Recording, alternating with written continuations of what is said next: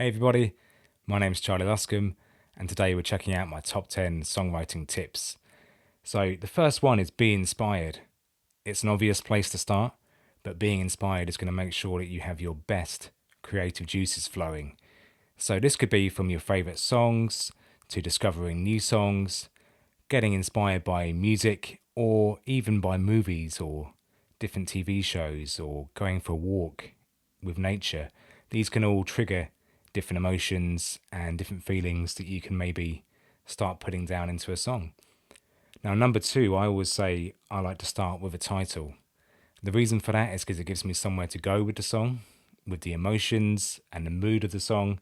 But there's nothing wrong at all with doing a title last or anywhere within the song. But for me, it just really helps to know where I'm heading and where I'm going with it. The third thing would be to record and jam your song as it is in the making. So, what I mean by that is you could record your chord progression or riff based ideas onto your phone, just on the Voice Memos app. You could use a music sequencer, you could use a looper pedal. But what that's doing, that's giving you the chance to actually think of melodic content over the top of it. And it could even be making up new phrases or other riffs for your song. But it's giving you the opportunity to see where it's going to go. And from that, number four could be thinking more about your structure. So, how are you going to structure your song? Is it going to be the classic verse, chorus pop song, 3.5 minutes and you're out? That's the kind of rule of the radio and airplay. Or is it going to be slightly more sort of less cliche and more into middle eights and bridges and breakdowns and guitar solos and all kinds of different ways that you can take it? So, also, I'd say number five, a really good way for being inspired would be co-writing. So, if you co-write with another artist or songwriter, this can be a great way of bringing different ideas to the camp that you wouldn't normally have thought of. So, co-writing can obviously lead to more creative decisions having to be made slash arguments, but ultimately, I think it's a really good exercise if you practice co-writing with another songwriter. And at this point, you're probably going to decide, is it going to have lyrics in it or is it going to be more of an instrumental song? So if you are dealing with lyrics, I would say make sure that you have a melody and rhythm in mind for your lyrics, or be prepared to change them up. I meet a lot of people who are very good at poetry with their lyrics, but they are unable to actually put a melody or rhythmic structure to it. So make sure that you keep that in mind. And with that, number seven would be feedback. So having the courage to share your song, get someone else to listen to it while it's still half baked.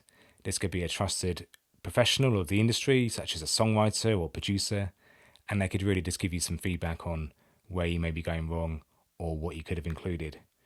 And from that, the rewrite, number eight, is very important because you have to be prepared to change your song either yourself another day, or when you're in the studio, a producer may want to make changes, or other artists may want to make changes to your song.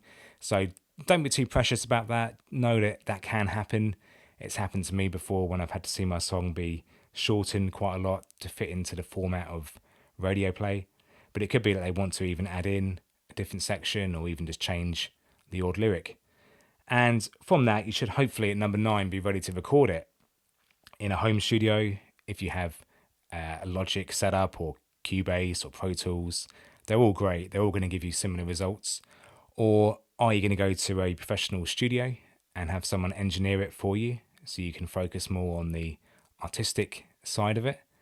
And then finally, number 10 will be sharing it. So this could be performing it live, or it could be you actually uploading it to social media platforms or streaming sites like Spotify and Apple Music, so that we can all enjoy your song and you'll be leaving that legacy forever. So I hope that was really useful. If you can think of anything that I missed out, drop it in the comments below. These are just 10 ideas for this week. It's not the only way you can do it, but these are 10 ideas that I think are really effective to get you going with songwriting.